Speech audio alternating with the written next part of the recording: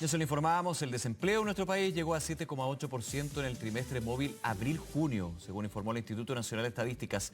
La cifra corresponde a una caída de 1,7 puntos porcentuales a nivel nacional en 12 meses. Esto en comparación con el mismo periodo 2021. Para hablar más al respecto, estamos hasta ahora con el director del Observatorio de Contexto Económico de la Universidad Diego Portales, Juan Bravo. ¿Cómo estás, Juan? Muy buenos días. Hola Nicolás, muy buenos días, gusto saludarte.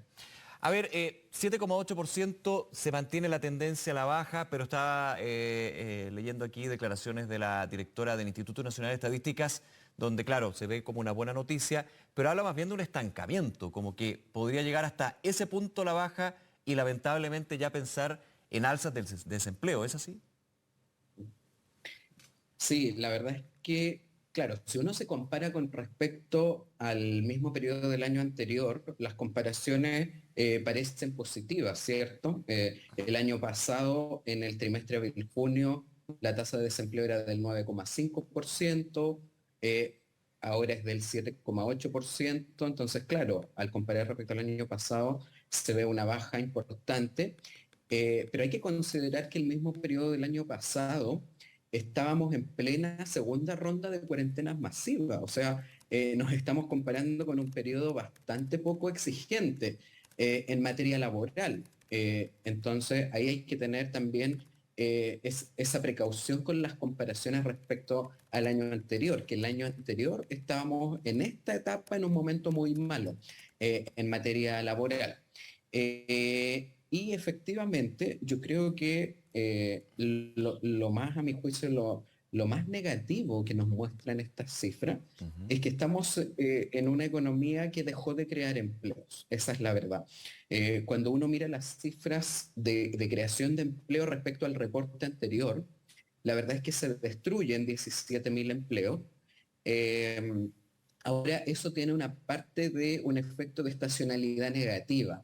En las épocas invernales, sobre todo el sector agropecuario silvícola, tiende a destruir empleos, ¿cierto? Porque hay menos requerimiento. Las cosechas son usualmente en la etapa estival, en la etapa veraniega, entonces en esta época se tiende a destruir empleo porque hay menos necesidades de trabajo. Pero incluso si uno corrige ese efecto estacional negativo que ocurre todos los años en el periodo de invierno, fíjate que se crean menos de 4.000 empleos respecto al trimestre móvil anterior. El mes pasado, la creación mensual de empleo era de 63.000 empleos y Ujú. pasamos a menos de 4.000. O sea, para todos los efectos prácticos, eso significa que la economía chilena dejó de crear Claro. empleos y esa es, a mi juicio, la noticia más negativa que trae el dato de hoy. O sea, más que lo que estábamos comentando en trimestres anteriores o datos de trimestres anteriores, Juan, cuando decíamos la velocidad de creación de empleo ha disminuido, aquí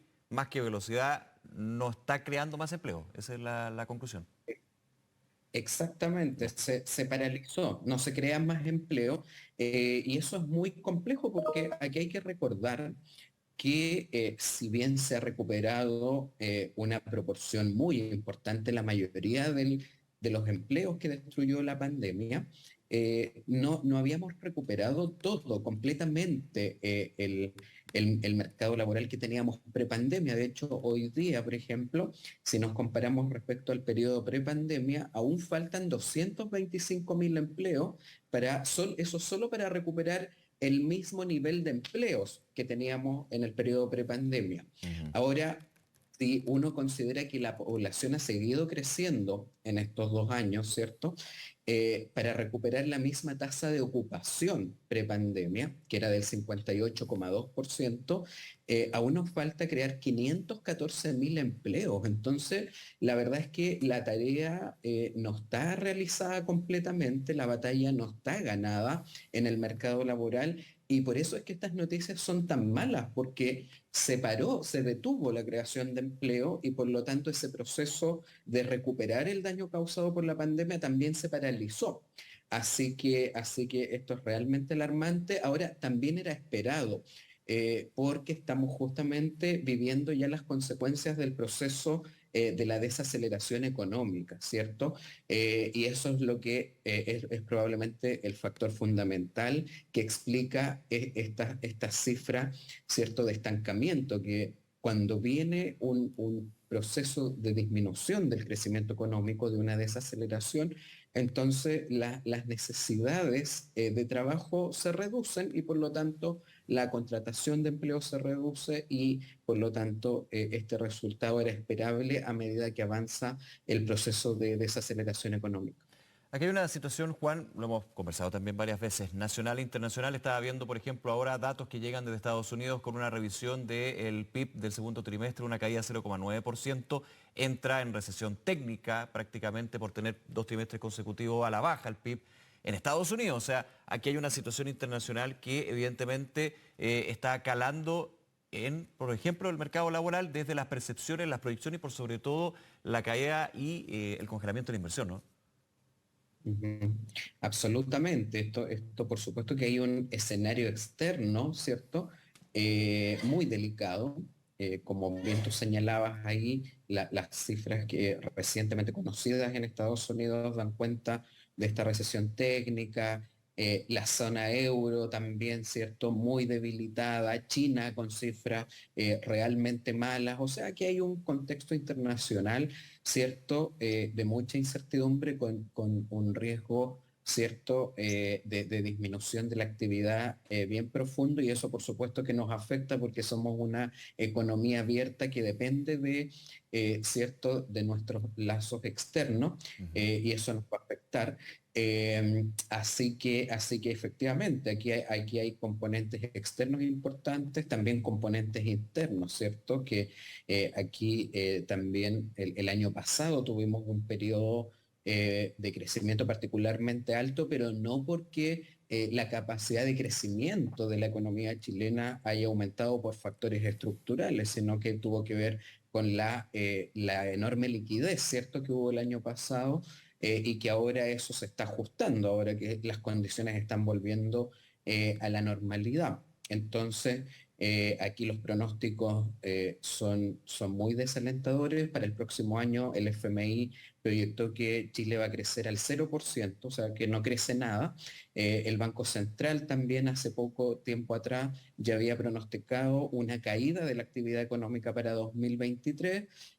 Así que lamentablemente eso afecta al mercado laboral porque afecta fundamentalmente la creación de empleo asalariado formal en el sector privado, ¿cierto?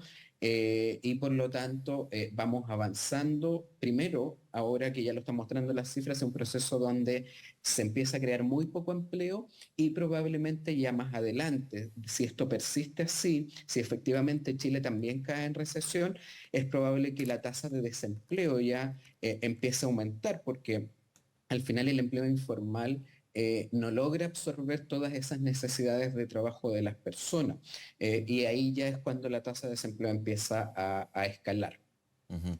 Ahora, en este punto también hay un desfase con respecto a la situación macro, micro también, pero más bien macro de la economía y lo que es el mercado laboral en términos de el efecto que puede tener. Eso también es bien complejo en términos de las expectativas, ¿no? Cuando vemos datos de desempleo donde el desempleo va cayendo, pero muchos dicen, bueno, no se condice con la situación presente. También recordando que esto es del trimestre abril-junio, entonces evidentemente hay una diferencia.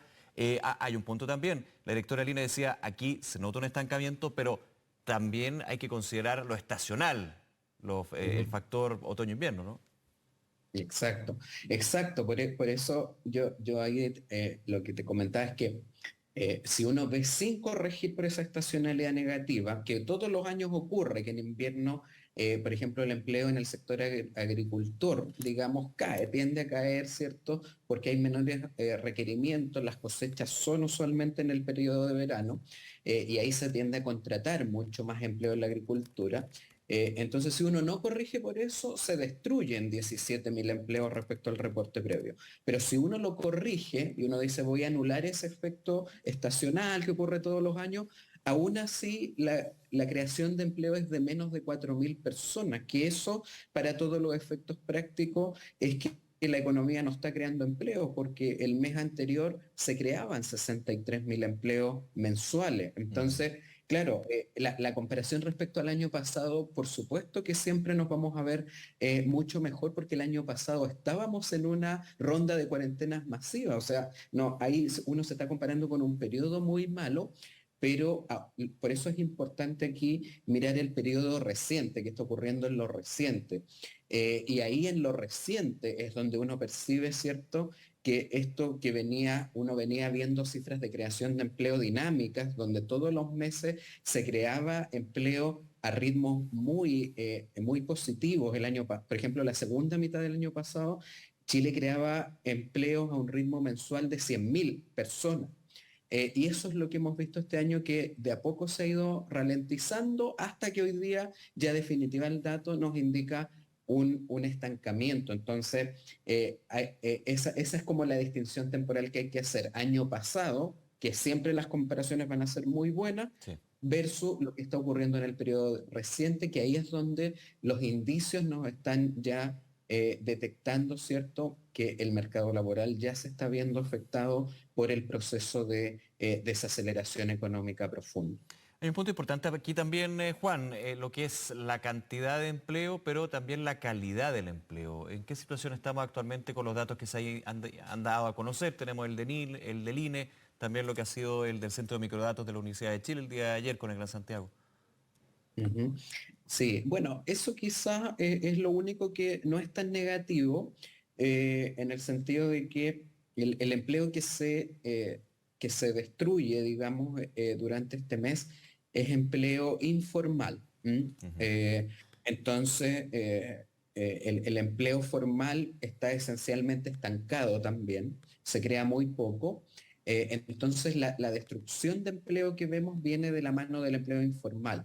En ese sentido, la tasa de ocupación informal tuvo una ligera caída respecto al mes previo. Entonces, eh, uno podría decir, bueno, eso en algo aplaca la mala noticia.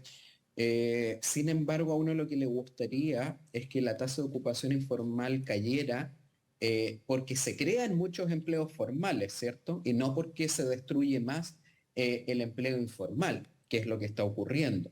Entonces, raya para la suma, si uno ve la composición del empleo, eh, los poquitos empleos formales que se están creando no están logrando compensar la caída del empleo informal. Y Ujú. por lo tanto, eso es lo que refleja esa caída en el neto, ¿cierto? Que tenemos respecto al mes previo. Ujú. Ahora, ¿qué se puede hacer desde la política fiscal? Me quiero referir a lo que son las políticas públicas en términos de lo que han sido subvenciones, incentivos para el empleo. Hay algunos andando, hay también ciertas medidas que se están evaluando desde el Ministerio de Hacienda. ¿Cuánto margen también hay para impulsar un mercado laboral que se está viendo afectado con este estancamiento? Ahí lo nota, pero que se va a ver Ujú. desgraciadamente afectado por la situación económica, por las proyecciones, por las paralizaciones de inversión, entre otras. Ujú.